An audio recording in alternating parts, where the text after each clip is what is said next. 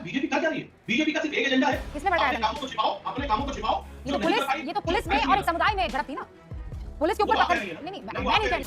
Hello दोस्तों, welcome to संवाददाता। दोस्तों, आज की इस वीडियो में हम देखेंगे किस तरीके से समाजवादी पार्टी और रूबिका लियाकत के बीच एक गर्मा गर्म बहस देखने को मिली, जिसमें समाजवादी पार्टी के नेता अजीज खान ने रूबिका लियाकत को किस तरीके से जवाब दिया। आप इस वीडियो में पूरा देखेंगे। तो दोस्तों, वीडियो बहुत ही विस्फोटक है, वीडियो अंत तक जरूर देखिए और जो चैनल पर पहली बार आए चैनल को जरूर सब्सक्राइब करें। तो चलिए शुरू करते हैं।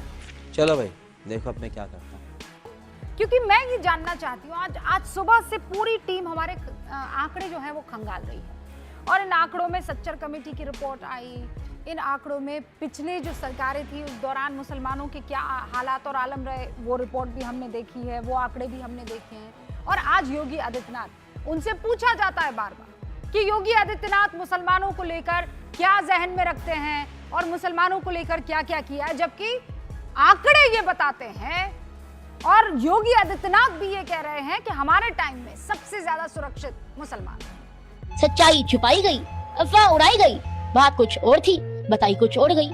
देखिए रूबिका जी, कहने में और करने में फर्क है। अगर योगी जी जो बात कह रहे हैं, अगर वाकई में वो जहनियत होती और ऐसा हो तो मुझे लग रहा है इससे बेहतर और कुछ नहीं हो सकता है।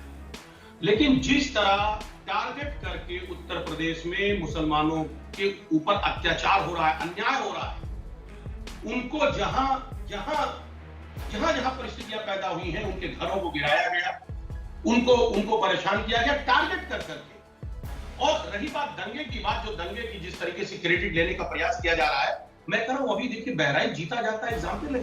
शुरुआती दौर में आप देखिए ना, संभल में 5 लोगों की नृशंस हत्या कर दी गई, किस तरह वहां दंगा भड़काया गया। आज बीजेपी कर क्या रही है? बीजेपी का सिर्फ एक एजेंडा है, किसने भड़काया अपने दंगा? कामों को छिपाओ, अपने कामों को छिपाओ। ये तो पुलिस में और एक समुदाय में झड़प थी ना।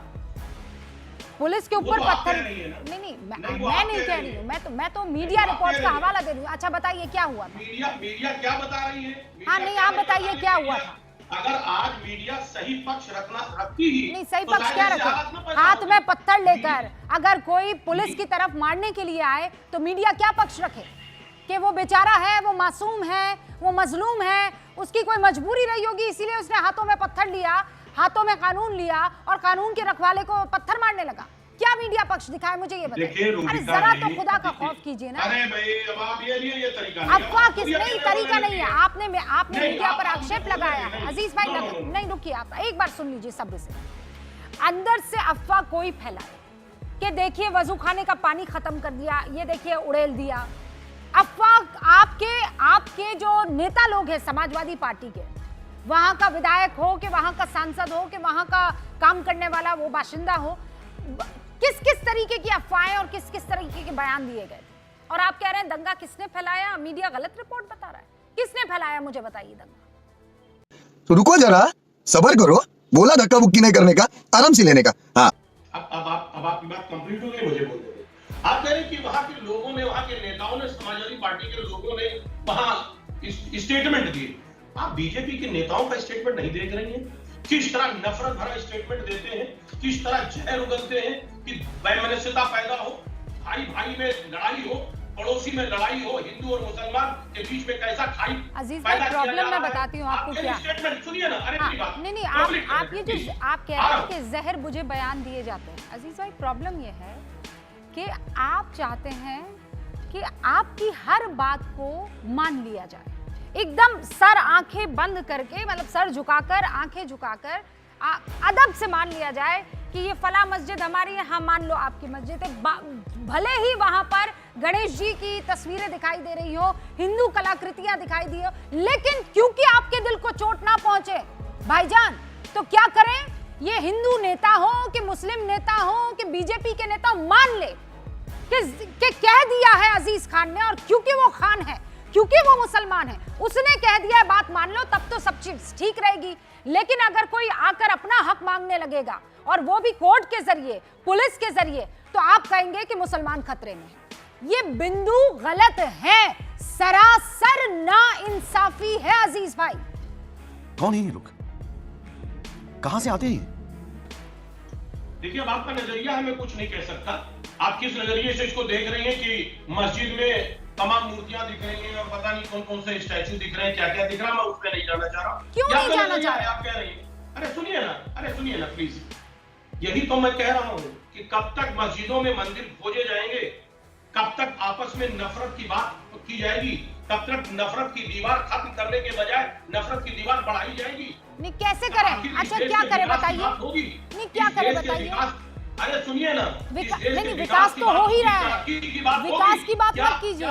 पांचवा सबसे मजबूत शक्तिशाली इकोनॉमिक स्तर पर भारत है, कुछ भी उसकी बात आप मत कीजिए और आगे लगातार बढ़ना है। उसमें जो त्रुटियां हैं उस पर बात हो जाएगी। लेकिन रुकिए सर, ये एक बहुत मेजर इशू है आप लोगों के साथ, ये मेजर इशू है कि आप कोई भी बात को जब तक आपकी तरफ से ना रख ली जाए आप मानना नहीं चाहते हैं। अब मुझे ये बताइए कि कब तक आप मस्जिदों में मंदिर ढूंढते रहेंगे? अरे वो ये कह रहे हैं हमारे भाई कुछ एक जो देवता हैं उनके मंदिर, अगर वहां पर पुराने एएसआई की तरफ से कुछ सबूत मिल रहे हैं तो उस पर वो अपना हक ना जताए। तेरा तो गेम बचाना पड़ेगा, कोर्ट के जरिए वो उसे वापस ना ले। क्या करें? आप बड़ा दिल करके वो छोड़ दे। देखिए ऐसा है कि जब यही करना है, नफरत को बढ़ाना ही है, तो वो उसका अंत नहीं है।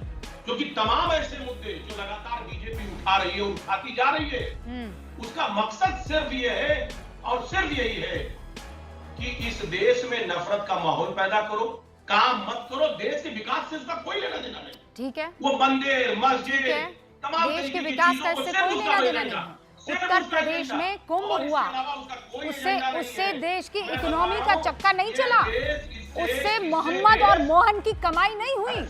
इस देश में अगर सांस्कृतिक पर्यटन बढ़ेगा तो अजीज भाई आपके मजहब का आदमी हो कि प्रेम शुक्ला के मजहब का आदमी हो, दोनों का विकास होगा। तो ये मत कहिए कि विकास आप एक तरफ रख लीजिए और दूसरा ये अगर मस्जिद और मंदिर और संस्कृति की बात हो रही है तो इसमें नफरत फैलने की गुंजाइश ज्यादा हो जाती है। कैसे हो जाती है? क्या सोच है रे तेरी, मानना पड़ेगा। प्रेम शुक्ला जी वो ये कह रहे हैं कि भाई आप लोग जो हैं जालीदार टोपी पहनने से क्यों परहेज करते हैं? आप लोग दरगाहों में दिखने से क्यों परहेज करते हैं? आप अजीज भाई को इफ्तार पार्टी या अजीज भाई इफ्तार पार्टी करे तो उसमें जाने से क्यों परहेज करते हैं? वो जो टोकनिज्म ये लोग किया करते थे, कोई परहेज नहीं, वो आपकी तरफ से क्यों नहीं होता है? नहीं, मैं जो अजीज भाई जो है वो चंदन लगा ले, शिखा रख ले, मैं भी टोपी लगाऊंगा, मुझे कोई आपत्ति नहीं है। अजीज भाई को आप चंदन लगा दीजिए रूबिका जी और टोपी लगाएं, उनको भी थोड़ा सा सेकुलर होने की आवश्यकता है। मैं भी टोपी लगाने को तैयार हूँ, आप ही कर दीजिए, आप चंदन ले आइए और टोपी दोनों ले आइए। मैं टोपी पहले पहनता हूँ, उनको चंदन लगा दीजिएगा, तैयार हूँ मैं।